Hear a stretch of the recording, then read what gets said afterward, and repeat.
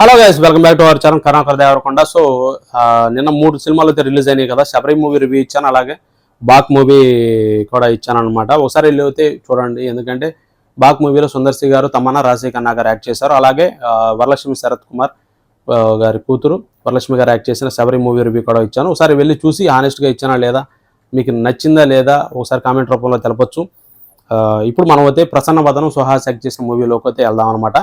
So story ఏంటంటే, స్టార్టింగ్లో వచ్చేసరికి సుహాసు కార్ డ్రైవ్ చేస్తుండగా వాళ్ళ అమ్మ నాన్న హర్ష వాళ్ళ ఫ్రెండ్ క్యారెక్టర్ వెళ్తూ ఉండగా యాక్సిడెంట్ అయితే లారీ గుద్దేస్తుంది అనమాట. సో తర్వాత వాళ్ళ అమ్మ నాన్న కోల్పోతాడు, అలాగే ఫేస్ రికగ్నైజేషన్ కూడా కోల్పోవడం జరుగుతుంది అనమాట. అంటే ట్రీట్మెంట్ నుంచి బయటకు వచ్చిన తర్వాత. సో ఫ్రెండ్ని గుర్తుపట్టలేడు, వాయిస్ని గుర్తుపట్టలేడు. కాన్సెప్ట్ అయితే ఇది. సో తను ఒకరోజు బస్ స్టాప్లో ఉండగా ఒక ఎస్ఐ వచ్చేసరికి ఒక అమ్మాయిని లారీ కింద తోసేస్తాడు. తనకి ఫోన్ చేసి చెప్తాడు అనమాట. అంటే ఫలానా పోలీస్ స్టేషన్కి ఫోన్ చేసి చెప్తే ఆ ఎస్ఐ అక్కడ పోలీస్ స్టేషన్లో ఉంటాడు కాబట్టి తన్ని ఎవరని ఫైండ్ అవుట్ చేయడానికి జరిగే సన్నివేశాలు అనమాట ఇవి. సో ఇక్కడ విలన్ వచ్చేసరికి ఎవరంటే లేడీ క్యారెక్టర్, ఏదైతే ఏసీపీగా మీరు ట్రైలర్ చూసారో ఆమె విలన్ అనమాట. సో ఇలా పోరాట సన్నివేశాలు జరిగే స్టోరీ అనమాట ఇది. ఫేస్ రికగ్నైజేషన్ అనేది మన సుహాస్కి అయితే ఉండదు.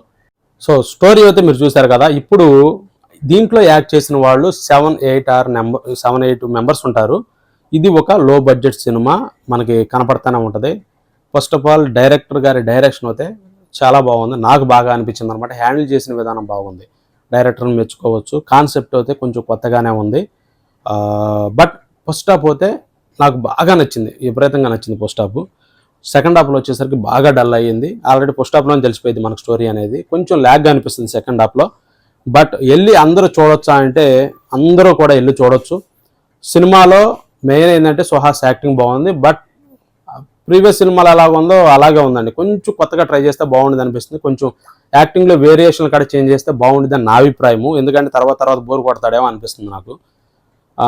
పోలీస్ క్యారెక్టర్ చేసిన విలన్ క్యారెక్టర్ అయితే తనైతే బాగానే చేసింది. ఇంకా ఈ సినిమాకి నేను ఇచ్చే రివ్యూ అయితే ఏంటంటే, మీరందరూ కూడా వెళ్ళి చూడదగ్గ సినిమానే. ఎంటర్టైన్మెంట్గా అనిపిస్తుంది, ఎక్కడక్కడ బోర్ కొట్టదు. సుహాస్ యాక్టింగ్ బాగుంది, కామెడీ చాలా బాగుంది. ఫస్ట్ హాఫ్లో సినిమా థియేటర్లో కూర్చోపెడతాడా లేదంటే చూడొచ్చు, కూర్చోపెడతాడు. కానీ హిట్ సినిమా అంటే కాదు, ఫ్లాప్ సినిమా అంటే కాదు. అందరూ కూడా వెళ్ళి చూడదగ్గ సినిమా. వచ్చామా చూసామా మర్చిపోయామన్న సినిమా.